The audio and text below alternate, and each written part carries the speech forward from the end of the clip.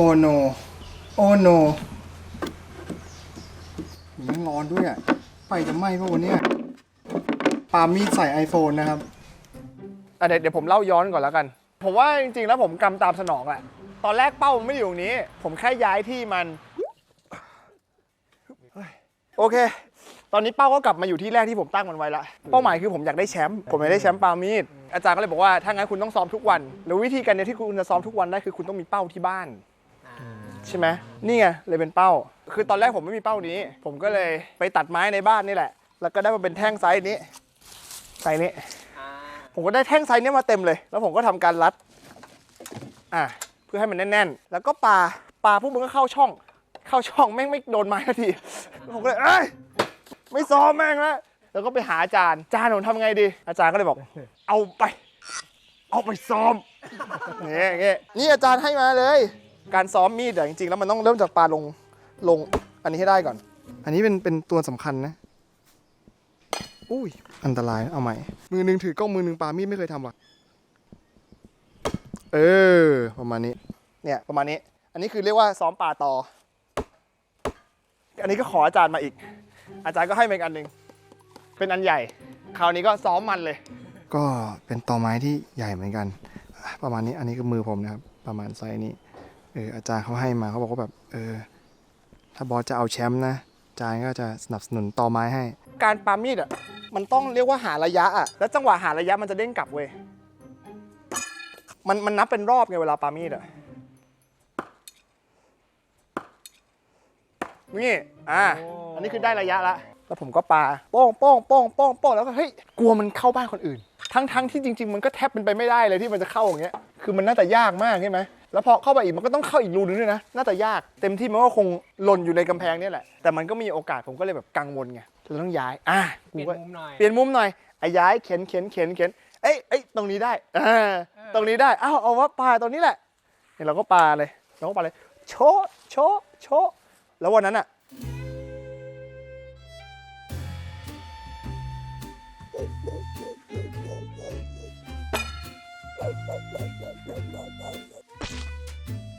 ก็หลังจากที่ผมปา iPhone แตกผมก็รู้สึกว่าข้อมูลมันจะหายปะวะข้อมูลมันหายแล้วแหละเพราะแบตมันระเบิดอยู่แล้วก็เลยไปหยิบกล้องก่อนมาอัดฟุตเฮ้ยมันไหม้มันไหม้เดี๋ยวข้างในครับแล้วก็ตอนแรกคิดกูจะอัดคลิปควักไปเฮ้ยไม่มีกล้องอัดคลิปกล้องอัดคลิปแม่งไหม้อยู่ก็เลยวิ่งไปหยิบอีกกล้องนึงมาถ่ายคลิป110 องศาโอ้ my god ใส่น้ำลงไปเดือดนะเนี่ยก็เลยรู้สึกว่าเฮ้ยบรรยากาศการถ่ายวล็อกเก่าๆมันกลับมาว่ะเพราะว่าทุกครั้งที่เราถ่ายวล็อกเดี๋ยวนี้มันอยู่ในมือถือใช่ไหมพอหยิบปุ๊บรู้ตัวอีกทีจะกดกล้องแม่งไปถึง Instagram ละไป TikTok ละมันไม่ได้อัดสักทีนึงแต่พอหยิบกล้องแบบเนี้ยมึงเข้า Instagram ไม่ได้ เดี๋ยวจะขอพูดความรู้สึกอะไรหน่อยนะตอนนี้ในขณะที่มือถือผมนะครับอุณหภูมิอยู่ที่90ไม่ใช่105 103องศาเซลเซียสนะครับคือ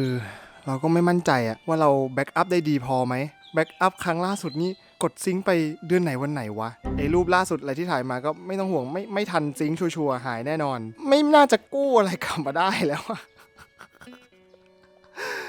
รู้ตัวอีกทีก็คือตอนนี้ผมก็ได้เรียนรู้แล้วว่าการวางเป้าที่มันขนานมากๆแล้วก็ใกล้มากๆเนี่ยมันอันตรายแล้วก็คำพูดที่อาจารย์พูดว่าสำคัญกว่าปามีดแม่นคือมองมีดให้ทันและหลบมีดให้ได้กว่าจะเข้าใจเสีย iPhone ไปเครื่องละก็ขอให้ข้อมูลสำคัญยังอยู่ในคลาวด์แล้วกันนะครับจังหวะนี้ใครที่จะปามีดนะครับดูผมไว้เป็นอุทาหรณ์นะว่าคุณอย่าเอามือถือใส่ไว้ในกางเกงหรือว่าอย่างน้อยก็แบบอีกมุมนึงก็คือมันไม่เข้าขากูไงมันก็ดีมันก็ช่วยเราจากบาดแผลไปได้แม่นเหมือนกันนะเนี่ยเฮ้ยเกือบกลางโลโก้เลยผมก็เลยไปไหนไม่ได้ผมต้องรอให้เครื่องมันเย็นก่อนเพราะผมกลัวบ้านผมไฟไหม้นี่แก๊งเดิมเลยนี่แก๊งนี่เป็นแก๊งบ้านไฟไหม้เราจะไปโกรธมีดมันก็ไม่ได้นะมันไม่ได้ทำอะไรผิดเลยมันรีวิวมีดปลาของผมดีกว่านะครับก็หน้าตาประมาณนี้นะก็1 ใน 3เล่มนี้แหละที่มันเป็นตัวการของเราในวันนี้นะครับก็ผมก็เลยรอจนมันเย็นพอรอจนมันเย็นเสร็จปุ๊บผมก็เลยแบบไม่ได้ละไม่มีมือถือใช้จริงๆก็มีแหละมีวันพัดแต่พอเปิดดูแล้วแบบไม่ได้ว่ะสาวกนี่นะเราเพราะว่าผมจะแอร์ดรอปจากวันพัดเข้า MacBook ผมก็ไม่ได้แล้วไง อ้าว ใช่ มันก็ยากหน่อยนะ มันก็ทำงานยากขึ้น ก็เลยพาตัวเองไปเมกะอย่างแรกเคมก่อน เอาเครื่องเข้าเคมแล้วเขาน้องเขาไม่มีประกันนะคะเฮ้ยได้ไงมีประกันได้ไง ไม่ใช่เหรอ พี่ผมมีพี่เช็คดีๆก็เช็คให้ผมอยู่15นาทีถึงจะเจอเรื่องที่สองให้รู้ว่าถ้าคุณซื้อประกันกับคอมเซเว่นนะครับไม่ใช่คุณไม่มีนะครับแต่มันจะอยู่ชั้น2ครับแต่ถูกกว่าครึ่งหนึ่งก็เลยเลือกซื้อของถูก ก็หลังจากที่เคลมอะไรเสร็จ ซึ่งก็ไม่รู้ว่าจะได้เครื่องกลับมาวันไหนหรือต้องจ่ายเงินเท่าไหร่นะ แต่โทรศัพท์มันต้องใช้แล้ว แต่ว่าต้องใช้แล้วอะมันจะได้ยังไงอะยูทูบเบอร์ร้านซับอย่างเรา มันจะซื้อรุ่นเล็กๆ ไม่ได้ พี่ครับ 14 Pro Max 1 เท 80,000มั้ง7-80,000น่ะพอเห็นราคาหยิบขึ้นมาแล้วจะจ่ายตังค์ละกูเอาเงินไปซื้อ MacBook Pro ดีกว่าไหมวะ เอางี้เปลี่ยนใจแล้วเอาไม่เอา Pro Max ก็ได้ สุดท้ายเครื่องที่เหลืออยู่ในช็อปหมดนะก็คือ 14 Pro สีทอง ดังพระเจ้าอยากให้เธอใช้เครื่องเล็กพี่บอส ก็อยากให้ได้สีทองด้วย จริงเฮงเฮง ดูไม่ค่อยเต็มใจอะเนี่ย ไม่ค่อยเต็มใจไม่ค่อยอยากได้เท่าไหร่ แบบ ก็สนุกดีสนุกดี สนุกดี หลังจากได้เครื่องผมก็ต้องไปเปลี่ยนซิมต่อ เพราะว่าซิมที่มันอยู่ในเครื่องที่แล้วที่มันโดนความร้อนจากเครื่อง 12อ่ะมันบวมซิมแบบบวมเลยเข้า D-Tag จะไปเอาซิมใหม่แล้วก็ D-Tag พระเจ้ากลั่นแกล้งกูมากอ่ะผมต้องใช้ซิมวันนี้ครับ วันนี้เป็นอีกวันที่ผมจะไม่มีมือถือใช้ ใครให้ต้องติดต่อผมเสียใจด้วย ผมก็เลยพระเจ้าอยากให้กูโซเชียลดีท็อก ก็เลยกลับมาบ้านแล้วก็ไม่ใช้มือถือไปคืนหนึ่ง ใช้ได้แต่ว่าเข้าเน็ตไม่ได้ เข้าเน็ตได้ทำได้ทุก Wi-Fi อย่าง แล้วพอเข้า Wi-Fi ได้สิ่งแรกที่ผมทำก็คือ เช็คก่อนเลย กูมีแบ็กอัพปะวะสมัครไอคาวไว้ซื้อไว้2 เทเราก็จินตนาการว่าผมจ่ายเงินไปเนี่ย200-300มั้งนี่กี่ร้อยไม่รู้ต่อเดือนอ่ะแพงนะ ถ้ามันไม่มีแบ็กอัพเลยอ่ะมันน่าเกลียดมากเลยนะ อย่างน้อยสุดมันต้องสัก last week อ่ะใช่ไหมสรุป8 โมงเช้าวันนั้นเลย โอ้ โอ้ จริง ๆ คืออยากเปลี่ยนโทรศัพท์แหละตื่นมาแบ็กอัพเอาไว้แล้วก็หาข้ออ้างปาให้โดน ไม่มันกลับมาไม่หมดพัดเวิร์ดเลยหายหมดเลย Authenticator ก็หายด้วย โอ้อันนั้นเรื่องใหญ่เลย อันนั้นเรื่องใหญ่เลยผมเชี่ยทำไงดีวะเราก็นั่งคิดว่าเฮ้ยคนยังไงบอสมันจะไม่มีแบ็กอัพแพนอะไรไว้ในชีวิตเลยเหรอวะก็เลยไปเปิดในวันพัดดูมี Authenticator เซฟหมดแล้วสามารถ Export Keychain เข้ามาได้ เรื่องนี้สอนให้รู้ว่า คุณจะต้องมี Android เครื่องหนึ่งแล้วคุณต้องมี iPhone เครื่องหนึ่ง บิตคอย10 ล้านหายเกลี้ยงเลย ตอนนี้ไม่ถึง10 ล้านแล้วตอนนี้เหลือประมาณ500,000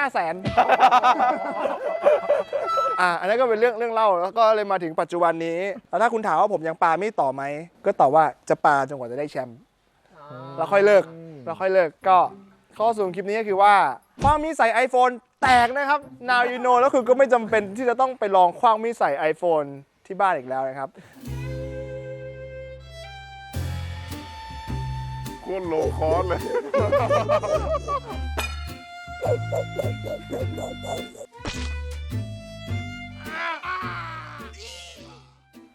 แล้วในส่วนของการปาเพื่อให้มันไม่มาโดนขาอีกรอบหนึ่งอะมีวิธีแก้ไหมครับ มีมองมีดตลอดเวลา แล้วก็หลบให้ทัน